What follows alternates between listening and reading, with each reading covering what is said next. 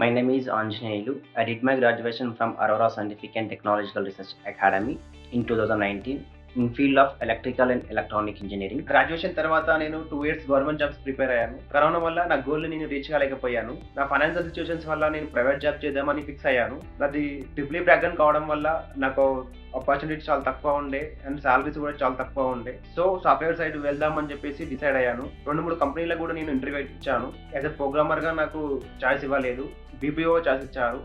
So ఎలాగైనా programming నేర్చుకొని ప్రోగ్రామర్గా join అవుదామని చెప్పేసి డిసైడ్ అయ్యాను. నేను చాలా కోచింగ్ ఇన్స్టిట్యూట్స్ కోసం సెర్చ్ చేశాను.